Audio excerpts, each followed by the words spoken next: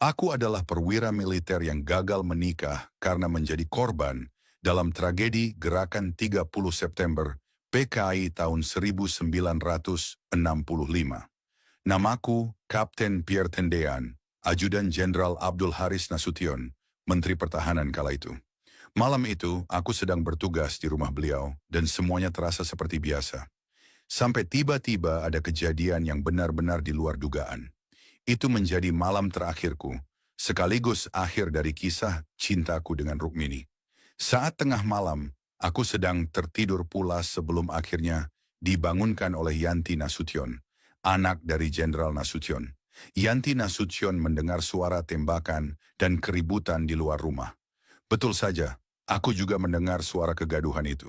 Aku bergegas keluar rumah mencari sumber suara gaduh untuk melindungi Jenderal Nasution dan keluarganya.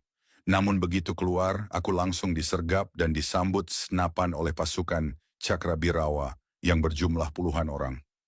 Mereka mengira kalau aku adalah Jenderal Nasution. Rupanya pasukan Cakrabirawa hendak menculik sang jenderal besar.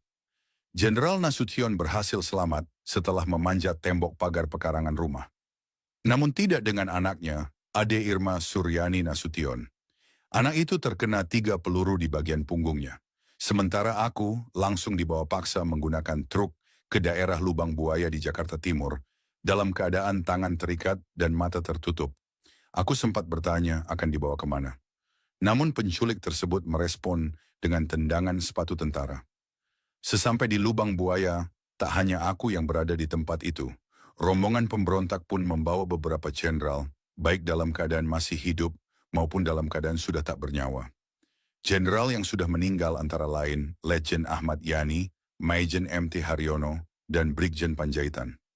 3 perwira Angkatan Darat lainnya masih hidup saat tiba di Lubang Buaya, yaitu Maijen R. Suprapto, Maijen Siswondo Parman, dan Brigjen Sutoyo Siswomiharjo.